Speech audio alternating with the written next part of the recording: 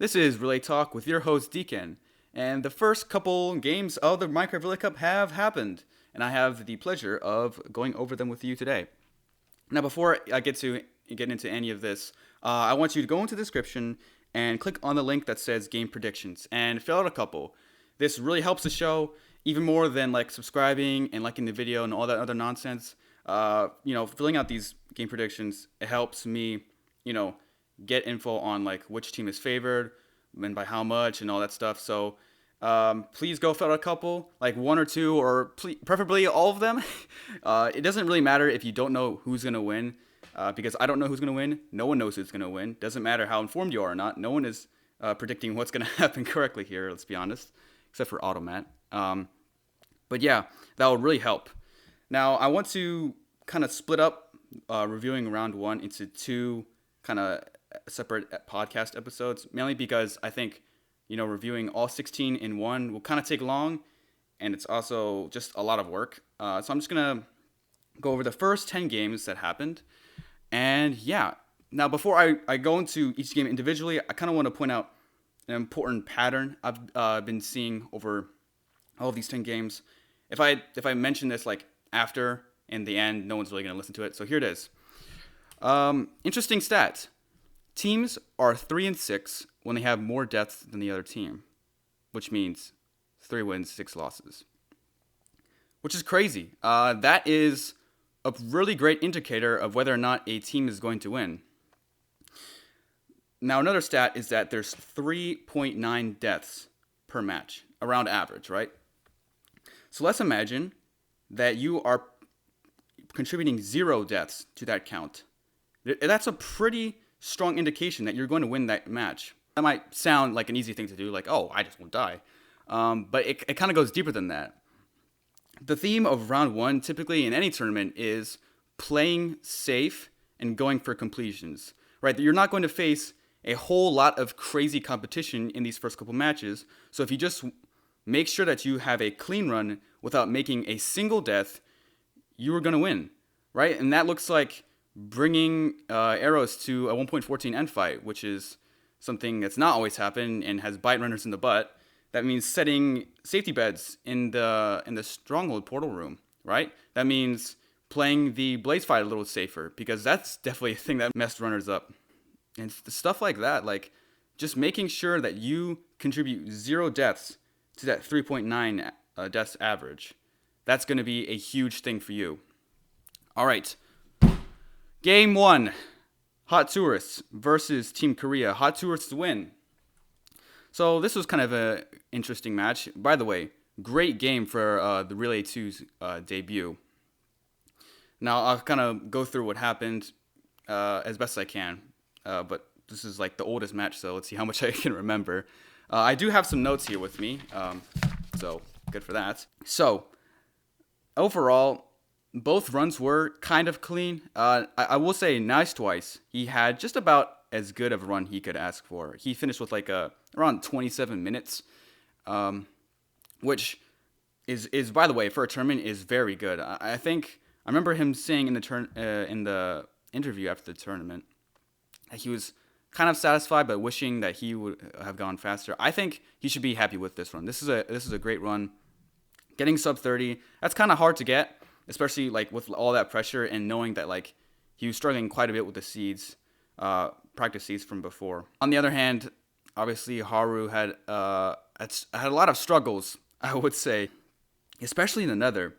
He died in the Nether and had to reset, and then after that reset, died again in the Nether. So you kind of see these 2 deaths plus the reset kind of giving the Hot Tourists an incredible lead, and Nice Twice able to finish it out with a great 1.7 run. Now, this was, I believe, the only match so far that both runners agreed on 1.15, and kind of the logic behind this, Microventure revealed, was that, he didn't really know how to play this entire category that well, so he figured, well, if I'm going to learn how to do this, I might as well, spend my time learning the more interesting 1.15 version, which is okay reasoning, I suppose, but like 1.14 is the easier version to use, and I think if you're going to just pick a version up to play in the relay. 1.14 probably would have been much easier.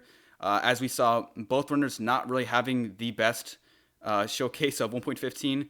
1.15 did not look that great, I'll be honest with you. Mike Revenger kind of ran out of villagers. At one point, he said he had to wait for a baby to grow up, which, by the way, didn't actually happen, I'm pretty sure. That's like impossible, right? Like, you have to... How long does it take for village... That's impossible. It can't happen. What I bet happened was that, like, he saw a baby, and it exited his view, and in came a normal villager that was there before. And he was like, ooh, he grew up. There's no way an actual baby grew up. Anyhow, he had around a 30-minute run, roughly, and Zadore had around a 26-minute run. So you had a lot of this ground that Hot Tourist had kind of, getting cut back. But unfortunately, New, incredible runner, very consistent, completely kills any ideas of an upset. And yeah, I think New is probably the best asset on the Hot Tourist. Had an incredible run, really had no mistakes at all, and was just, put zero doubt into the audience that, hey, the Hot Tourist is going to win. And that is that. The next game, Rock and Balls won against the Juice. Now, this is kind of an interesting match where both 1.7 runners were not able to play the game. And that was because Hinart couldn't play because of the Ukraine problems. I don't really know the full story, but apparently they were not safe enough to compete in this match at the time provided. And they just had to call both versions off. And it's kind of crazy to think about that, like, you have these two kind of separate spheres that you think are separate, but they are interconnected, and those two spheres being the problems in Ukraine right now and this Minecraft Relay Cup. And I don't know Hinart's situation, but I doubt that's the last time Hinart will not be able to play in a relay match because of the problems. But prayers to him. Hopefully they find a better situation. And as for the actual match, basic story was don't disregard the 1.14 arrows. You had, Alex, who had a pretty decent run up until then in 1.14, until they reached the end, where they died 3 times and had to run back each time because they did not bring arrows or set a safety bed. And even though, Mishbanya had lost some time going to the unintended lava pool, because they didn't die at all, they were able to catch up, and Hade is able to just finish out 1.16. It was news to me, not really news, right? But I learned that apparently Hade is incredibly tournament seasoned, which is great for Rock and Balls, obviously. And it showed, like, Hade didn't make any mistakes, and that's kind of like the theme of this match, basically. No one in 1.16 really did anything crazy wrong, and Hade is part of that statistic. Unfortunately, Benda's Live could not get to play 1.16 because of Alex's, troubles in the end fight. Yeah. Next we have Team Bloodtrail winning over Team Spanish, which, by the way, is Los Santos y El Pato, if you didn't know. But I'm just calling them Team Spanish now. The basic story of this was that Pato had a lot of struggles in 1.7. Not only did they die twice in the Nether. Sorry, they didn't die twice. They died once in the Nether. But in the end, they burned to death before entering the end portal. The dragon was dead and everything, all right? They just had to survive long enough to enter the portal, and they burned to a crisp. And no safety beds, so they got to walk all the way back. That's a lot of time waste. Another interesting thing that was kind of a hiccup, which is probably just due to nerves, but he didn't put any water at the bottom of the tower on both nights. And on the first night, he barely got any pearls because of the depth in the Nether. So you kind of just see this, like, one mistake turns into another mistake, and because of how time cycle based 1.7 is, it's like, well, you die in the Nether, and assuming it takes a lot of time to recover, like, the entire run's just going to get affected unless you do something about it. And I mean, the pressure is pretty large, and unfortunately, Pato was not able to play as well as he probably would have wanted to. As for Team Bloodtrail, incredibly clean play by Zajax and Lure. They both had really great runs. So did Automat. He had a little trouble with a pesky fortress, but still a really great pace. Team Bloodtrail looks like a really nice team, and you don't want to go against them because they are very consistent. They didn't contribute a single death in this game, and they won. And unfortunately, Santa did not get to play 1.16, so we didn't get to... I didn't get really any information about how good they are, but I imagine Santa is pretty good. I mean, Santa has to be good, right? Next game. This was a good game. Team Zatch wins over Team T-Wags with the T-Wags. So unfortunately, I was wrong about the upset. But man, oh man, this was the cleanest game of the entire round. You had 0 deaths for both teams. And pretty much no mistake from either team either. Team Zatch is incredibly fast, and Team T-Wags was not as fast, I would say. So kind of the big split was in the Nether, where, BGR decides to go safe and leaves the Nether early despite not having enough rods because, hey, you don't want to have a second night to get your pearls because that takes way too long. So might as well just take full advantage of your first night, ensure that you have all your pearls, and then go to the Nether for a second time.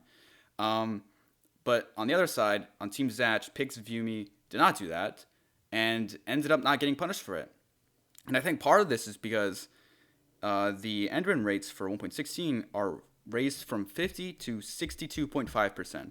So, I mean, it's a 12.5% boost. I don't really know if that's a whole lot to just change the kind of strategy, but assuming the end-run rates are increased, that means it should take less time to farm your pearls. So, spending that little extra bit of time in the Nether, I don't think it's going to be as harmful as it first might sound like.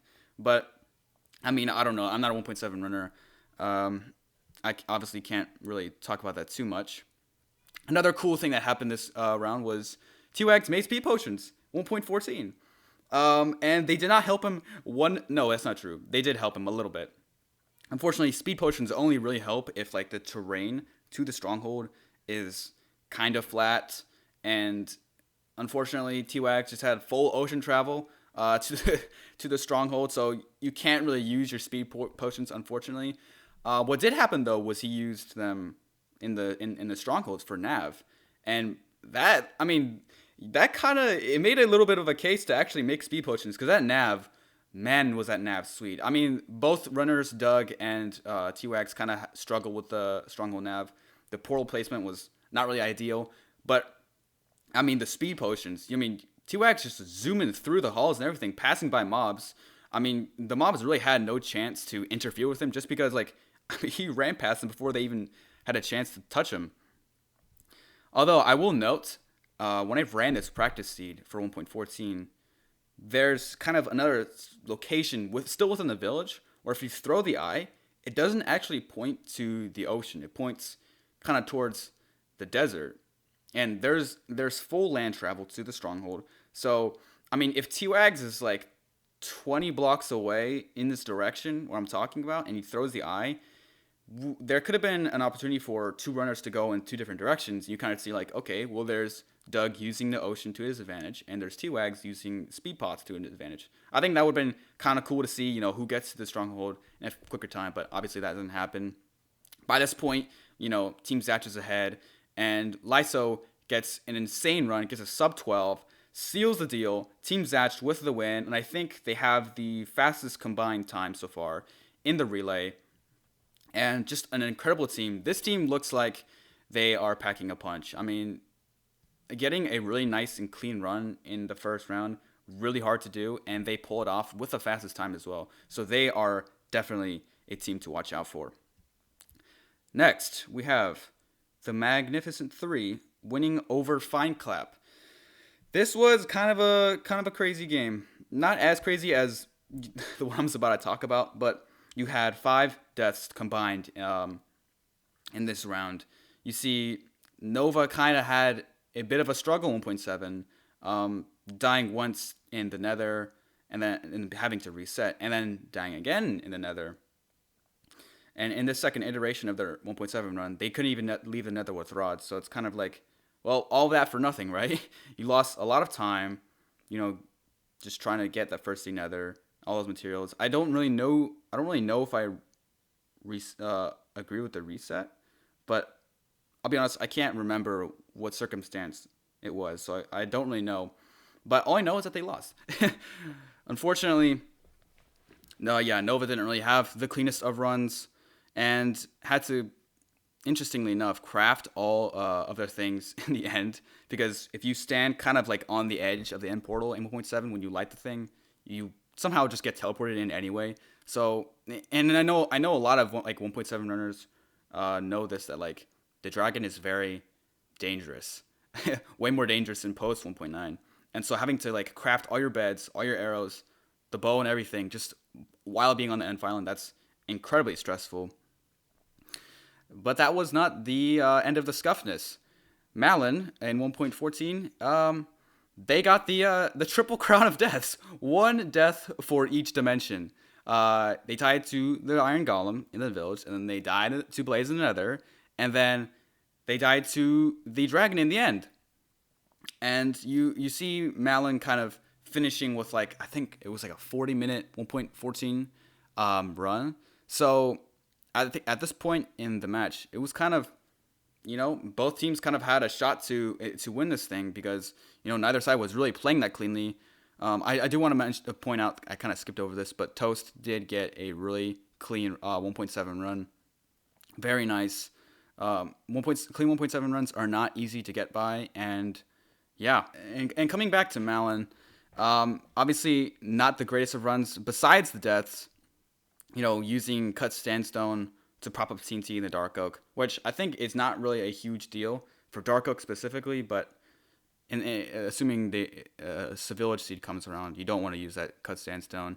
And they spent kind of a long time in triangulation. On the other hand, feinclap's 1.14 runner Ficus did have a nice run, sub 27, which, by the way, like sub 27 kind of sounds like a slow run when you're kind of in the elite mind set, but sub 27, like that's gonna get you a victory in these first couple rounds. So I mean, just getting those consistent sub 30s, low times, even if they're not that crazy low, it's unfortunate that their team ultimately lost, but just good part on them doing their job, not choking. And obviously you have Hofik in the same 1.16 runner finishing out the game. I believe this game was one of the longest. It was pretty long. It was like about an hour and 30 minutes. I don't think the Magnificent Three is very happy about the manner in which they won. More specifically, Malin. I think Malin was kind of the biggest source of time loss, but I think they'll be able to clean up, hopefully, right? I would like to believe. And yeah. Next, we have Team 1 wins over Team W. This was a bit of a heartbreaker to watch. You had an insane team, right? Team 1, not really making any mistakes except for, a death in the end by Infume, against basically just Zolstice from Team W. Zolstice ended up, playing for about an hour. Now, there's a lot of different reasons for this. One thing that did happen was that during their tower split, an Enderman had placed a block at the bottom of their hole while it was falling down there, which is just, I don't know how rare it is, because they don't run that version. But talk about being unlucky. Having the dirt block placed down there means, well, for one thing, it's kind of tricky to like survive and get your items because you can't reach the water. If you don't like see with the picture, like how the bottom of a tower hole looks like, you probably don't know what I'm talking about. But just know that like if there's a block at the bottom of the hole, you can't access the water, and so you kind of have to like get a bunch of sand, drop it down there, and then go down the hole manually, get all your stuff, blah blah blah. But it also means that depending on how like deep your hole is, it might mean that Endermen survive the drop to the bottom. Luckily, it didn't really seem to affect anything. But what was really crazy was that when Solstice went down to get their items, everything was despawned except for, wait for it, his pearls. 17 pearls were the only thing that was left, which there's probably some kind of like reasonable explanation why only his pearls had survived, but I don't know what it is. All their items were gone. He had to go get it back. Good thing they didn't like get any blaze drops before this, because they probably would have been gone too. And just not only that, but you had 2 deaths in the end for Solstice, 1 death to a creeper, like trying to get their stuff back. I mean, just a completely heartbreaking game for them. Really, I don't think they felt they played any good. Smexian barely got to play a little bit at the end, not because Solstice had even beaten the game, but because some kind of hour-long like forfeit rule, which I don't know if that's really the reason, right? Because there were future runs where a runner would finish after an hour, but like they didn't like get cut early. I don't really know what the refs or the organizers are trying to like have happen here, but it would be nice if it was a little bit consistent. I don't think it's too much of a big deal, because I mean, if you have like an hour-long run, you're probably not going to win anyway. But like, hey, if there is some kind of reasoning behind why Solstice just stopped at the hour mark. I don't know what it is, but I think just that little bit of clarification would be nice. As for Team 1, just an insane run. The only real mistake, like I said, was Infume dying at the end. Placing a bed, but not the block between him and the bed, and he just gets blown up. Another interesting thing that I noticed was that Feinberg was really fast playing 1.14, and Feinberg does not run 1.14, not even one bit, which just goes to show that like if you're good at the game, like period, but also good at tournaments, like I mean, you can just kind of carry like a version that you really haven't practiced. Obviously, it's just one round, right? One little match. I don't really know if Feinberg's gonna continue to play this way. I think he got like a sub 23 or something like that, which is, I believe, the fastest 1.14 run so far. But yeah, props to him for playing really well. Next game. The Doubters win against French Cocktail. Now, this actually is a game that I enjoyed pretty a lot, because you kind of got to see how resetting in a situation was actually useful. So you have Speed Nintendo versus Nixer in 1.7, and they both died at the end kind of a lot. But when Speed Nintendo dies, he resets, which means he loses all of his rods and his materials. When I was watching the game, I was like, that cannot be a good play. I mean, that cannot be a good play. And Nixer did not reset. He just kept, killing the Blaze and continuing with his run. And so for a long time, it seemed that Nixer was ahead. But I think the reason that Speed Nintendo was resetting his game was because of the time of day that the run was coming to. I think his line of reasoning was that like, I don't want to continue this run fiddling around with the Nether. Let's just make a whole new world so that I can complete first Nether and also do my tower. It's kind of breaking my brain, because then like, well, if that's the case, then why can't you reset every time? It's kind of crazy to think about. Either way, Speed Nintendo justified his reset, because he ended up like beating out Nixer and his pace, and the Doubters were the first to reach 1.14. Speaking of which, Roy used a horse, the first to do so in 1.14 up to this point. Which, by the way, horses are so like it's more of an advantage than you immediately think they are. Obviously, you can't really control like what the terrain is up ahead, but like getting a good horse, that's about like a 1.5 minute time save. So props to them for using it. On the other hand, Philly Creep kind of takes a long time to find that stronghold, mainly because they didn't really keep the angle well, and because of like the amount of eye throws that they had to do. barely manages to make it in the end because they were short about one eye. They find an Enderman under the stairs of some like random room, and he drops a pearl. And obviously, just don't do that again in the next match, right?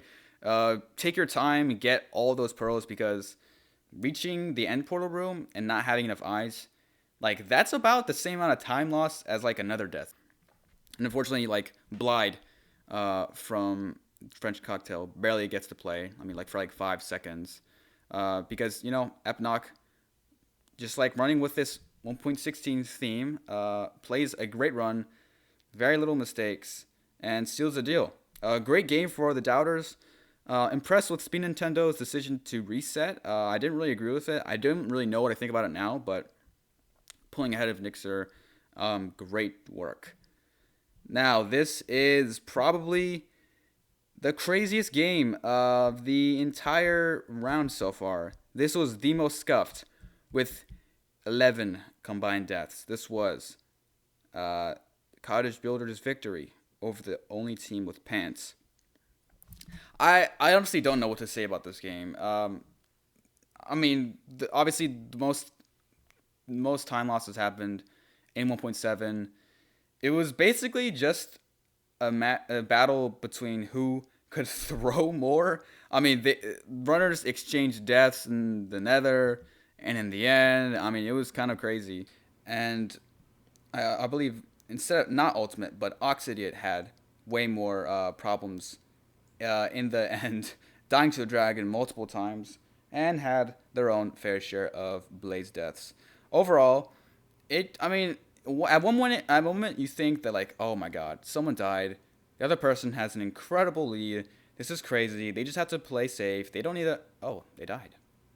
Oh, well, the other person has an incredible... And it was just that for, like, a whole hour of their time. Apparently, I remember Ultimate, like, finishing his run in, like, an hour and 18 minutes. By that time, like, the game was just completely lost. Despite Blob from the Cottage Builders, like, dying in the Stronghold, like, even that just couldn't save them. Unfortunately, you know, the only team with pants loses, and Cottage Builders kind of escapes with this game. I don't think they ever thought that they had the lead at any point in their run, but I mean, they get to move on. That's how things go, and I really hope that these two teams learn from their mistakes, right? And I believe that both of these teams can play much better, and I'm looking forward to it. Next we have Mate Gang's victory over Super Hot Fire.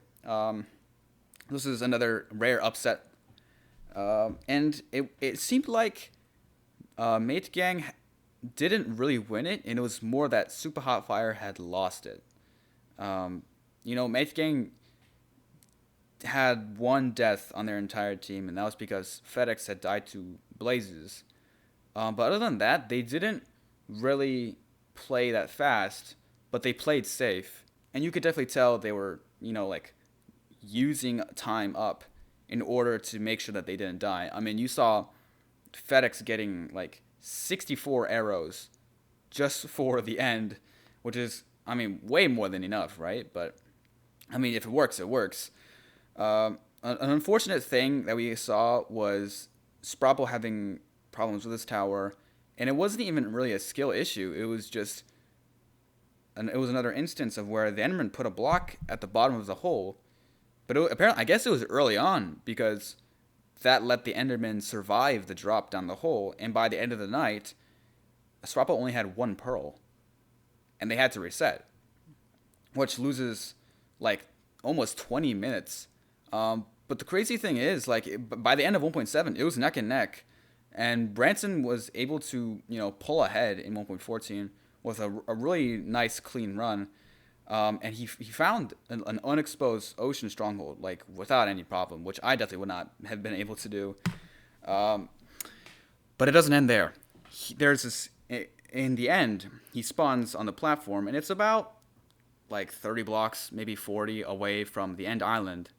And he doesn't have enough blocks to bridge over, and he can't throw the pearl because he has no more pearls. So as he bridges over, he's, like, scanning through his entire inventory to, like, okay, I have like 6 blocks of dirt here. I have, like, 10 blocks of cobblestone here. How many blocks can I just patch up to make a bridge? And they use gravel. they use gravel. And they die in the end. And the safety bet that they like set in the stronghold didn't even help, because like how are you gonna get more tools to like kill the ender dragon? You got to go back to the surface, and so the safety bet didn't even help. But I mean, props to setting it, by the way. You just couldn't take advantage of it after all, and that was just kind of the setback that MateGang had needed in order to take the lead. Dafferaid finished out with a pretty good run, and Antu 1.16 was incredibly fast. Had enough obby for like 3 portals. Didn't nail the I Spy, but still had a 15-minute run nonetheless. Just great run. Adding another clean 1.16 run to the books. And MateGang never looked back.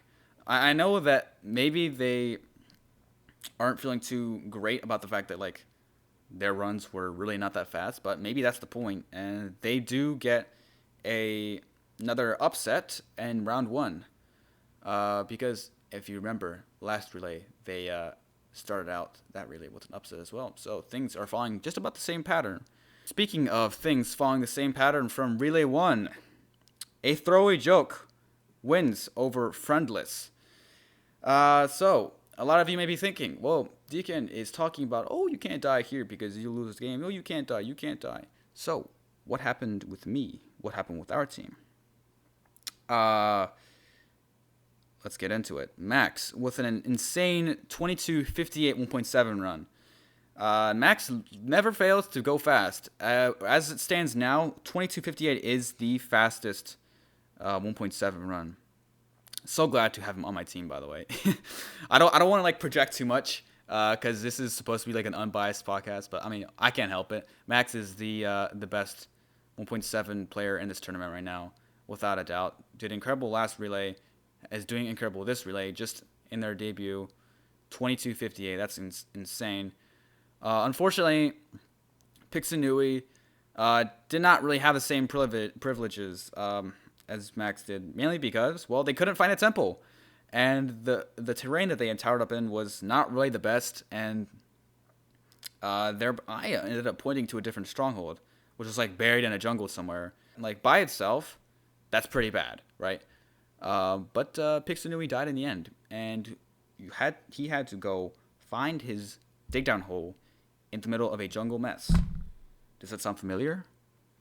Because in round 1 of Relay 1, I died in the end, and I had to go search in a jungle mess for my dig down hole. So just kind of an interesting thing that's happening. I'm not going to say that either of these two Minecraft Relay Cups are scripted, but that's definitely what I'm saying here. As for 1.14, my run was pretty okay. I kind of was not really bothered by its slow pace, so I ended up leaving the village at around like low 16, because I wasted like a minute just trying to bail out this horse from like the stable it was kept in. The horse did, make up time. But by the time I got to the stronghold, I had set a safety bed and entered the end. And this is kind of when the scuff starts to happen. For our team anyway, I die once in the end because I didn't bring enough arrows, and the one cycle was really not that good, and I had to go break the last remaining 2 crystals like by hand, and I did do that actually, but the dragon just like killed me while I was watering down one of the towers, and that was not good, and I ended up taking like 2 more deaths after that, once in the end and once in the stronghold, and it was just not really that great of a run. Spent a lot of time in the library just like getting wooden planks just so I could like bridge back. I mean, despite how long that I took just trying to like finish my terrible run, Pixinui's unfortunate situation had like set Friendless too far back to recover. Sammy had a pretty decent run, but it wasn't really enough to catch up, and CrowPro got like 1 minute of playtime. So another long victory, but that just about closes it out for this first wave of round 1 games. The next game starts on March 4th at 2100 UTC, and so expect another episode reviewing the next 6 games, and that'll be it for round 1. Let me know what you think about my coverage of these games. I try to not go into them too deep because trying to keep things short, but also I don't really have much to say, honestly. Some of these games I try to watch, live because that means it sticks in my mind a little better and I can talk about more fluidly. But other games I'm not able to, and I just have to watch it back at like 5x speed, and it's not really as easy. So hopefully you guys are enjoying the content. Hopefully it doesn't look like I have no idea what I'm talking about, but it probably does. And yeah, see you guys in the next episode.